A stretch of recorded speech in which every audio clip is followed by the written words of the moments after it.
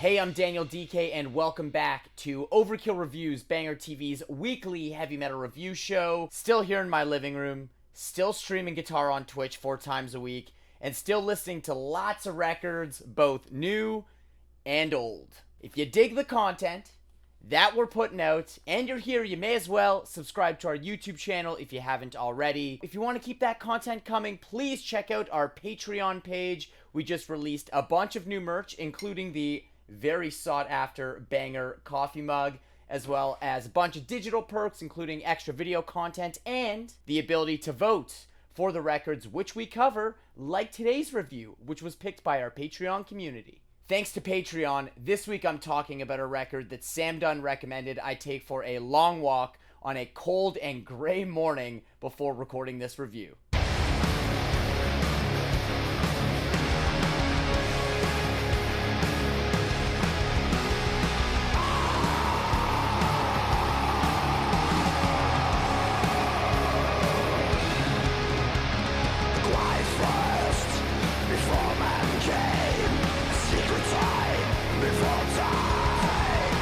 Oh yes, it is Norway's black metal progressive giants Enslaved, back with their 15th studio record, Utgard, released October 2nd on Nuclear Blast.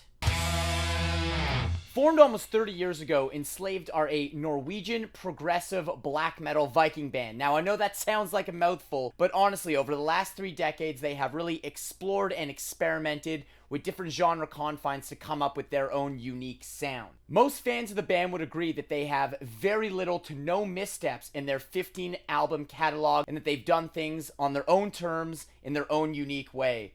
Let's see if Enslaved has aged like a fine wine or a cheap ale, and if Utgard lives up to the massive legacy they've created for themselves.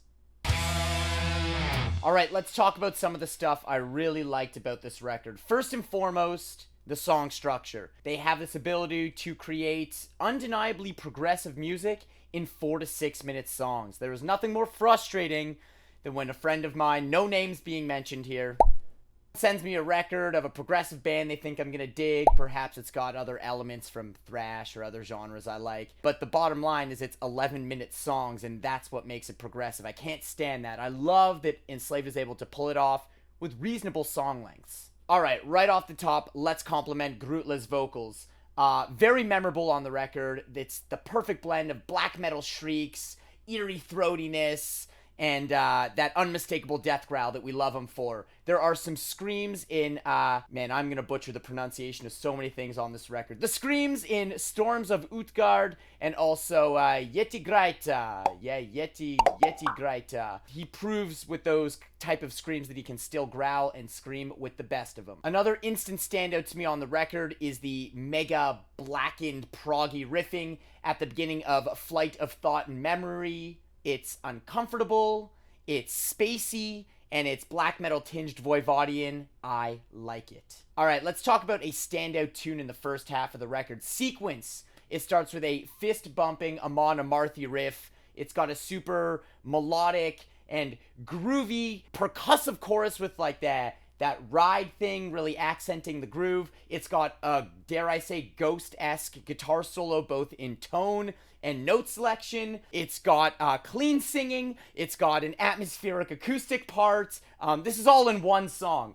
And the coolest thing is that it feels incredibly fluid. There's nothing worse than a song that feels like a bunch of random parts slapped together, and that is absolutely not an issue here. Another tune in that exact same realm is Homebound. It harnesses so many different types of energies, so many different vibes, and it does so in such a fluid manner. Very enjoyable for the listener. I'd like to address the tune Urjetin, which is that synth and bass-driven track. I gotta be honest, at first listen, I was like, kind of rolling my eyes into the back of my head. But it did take a couple listens for it to really sink in.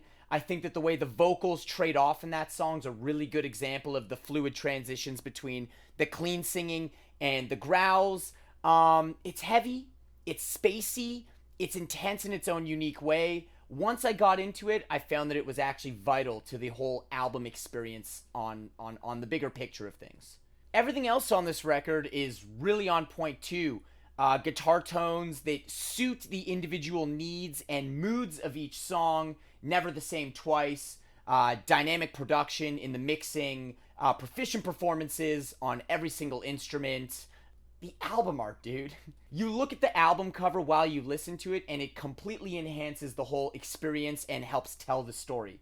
And speaking of story, that's another thing I really like about this record. It feels like I'm listening with purpose. It's not just a collection of songs, it's truly an ever-flowing and growing story. Dare I say concept album. I love it. I really like music with purpose. All right, let's check out a couple of things that I didn't totally vibe with on this record. I don't totally dig the extended, dramatic, clean vocal stuff. Like, prime example at the top of the record. Now, I get it. We're setting the mood, and it is serving a purpose. But man, I just want some more growls. Get me hyped. Get me hyped for the build. Don't start it off like that. It just felt like it dragged a little too long. It was overly forced and dramatic. On the same topic of vocals, I'd like to address the track Utgard, especially considering it's basically the title track of the record. It's that spoken word driven track, and while I understand they are trying to build a story and paint a picture for the listener, it truly felt more like filler than actually adding to the story that I was really into with this record. Now, I don't need everything to be intense and heavy all the time, but there are some more of the more mellow, spacey areas of the record that just don't totally work for me. An example is in Distant Seasons. Now, I'm not picking on the bookends of the album. I get it. We're trying to bring a resolve and a close and bring everything full circle to close out the record. But I was already incredibly invested in the story. And around the 3-minute mark, I find myself wanting to hit the skip as opposed to listening to that resolve I'd been waiting so long for. So that should be telling. Also, the abrupt nature of that synth, spoken word, and percussion parts at the end of Flight of Thought and Memory doesn't totally vibe with me. I will say, badass song otherwise. Alright, there's my ups and downs of Utgard, but let's try and wrap it all up into something cohesive and give this a rating. Listening to this record, you might feel that those early scorching black metal sounds of the band might be a distant memory. But it's really been interesting to watch this band evolve, age, and develop over time. And the fact that there's been so little backlash from the fans through this massive change in their sound, I think is very telling to just how unique, creative, and engaging the music they really create is. There's moments on this record where it literally can remind me of Bathory, Goblin, Emperor, Killing Joke, and Opeth all at once. Now, I think that's a true testament to Enslaved's ability to push the genre boundaries, to mesh different musical influences, but overall to create something very cohesive, impressive, and recognizable to their signature sound. Also, the true constant on this record, no matter where I turn it on at, is that it always sounds like Enslaved. Overall, I find Utgard to be a very moody record. It's music that wasn't just created to be heard, it's music that was created to be experienced. It feels like a fearless journey with our fearless leaders, Enslaved, guiding us through musical peaks and valleys with some surprise turns as well. It really was an album best enjoyed on a good set of headphones during a gloomy morning walk. It's like Sam Dunn knows what he's talking about or something. If you dig heavy and thoughtfully layered music, regardless of your experience in prog, black metal, or even Viking metal, I feel like there's something here really special for a listener of every level. And that's why I am stoked to give Utgard 4 out of 5 skulls. Alright, let's do some shoutouts. These are records that I feel you need to check out. HELSTAR, The Black Wings of Solitude 7-inch, out October 10th on Massacre Records. It's a legendary Houston, Texas power metal band fronted by James Rivera.